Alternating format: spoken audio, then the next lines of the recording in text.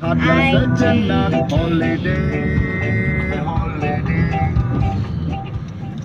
kita dah nak sampai dah. Sampai dah. Dekat kedai tayar Yokohama Bentong. Ha. Okey, kedai dia atas bukit depan-depan saya sembah. Sembah. Okey, tak ada elak lah. Tak ada elak hari ni. Kedai tayar dekat Bentong ni. Itu dah sekali dah kena. Tayar headway. Bila datang kedai mula-mula 4 bulan. Baru guna lebih kurang 4 bulan. Tayar jadi gelembung. Itu dah tukar dah yang depan tu. Lepas tadi saya pergi cek 3 biji tayar ni. 3 biji tayar ni gelembung juga. Jadi dinasihatkan lah, janganlah pakai guna apa tayar ni. Walaupun owner kedai cakap okey. Ni brand dia.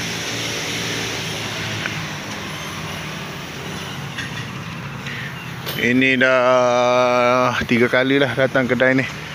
Yang mula-mula tu datang tukar tayar.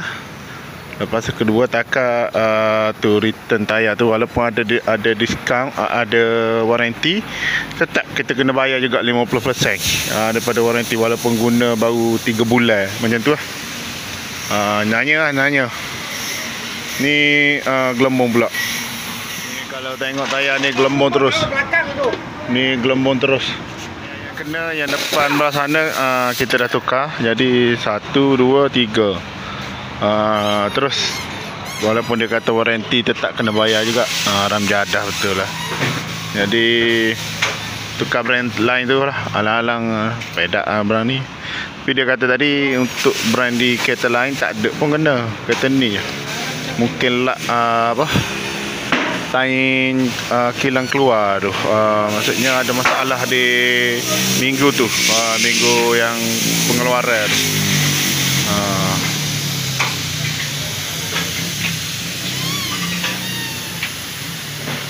Bentong kedai. Headway 3 biji. 1, 2, 3. Ni kita masuk yang baru pula. Kita masuk brand lain pula. Ni memang tak boleh pakai dah ni. Tapi dia kata dia jual yang lain tu elok je. So dia tengah buat untuk claim ke kilang lah tu. Dia rugilah beli barang gini apa. Kita tetap kena bayar juga. Okay, kita dah tukar tayar. Lepas tinggal nak alignment lah. Alignment sebab dia ada lari lah. Bila tayar tu gelembung-gelembung kan, dia ada lari sikit. Tunggu tukar tayar.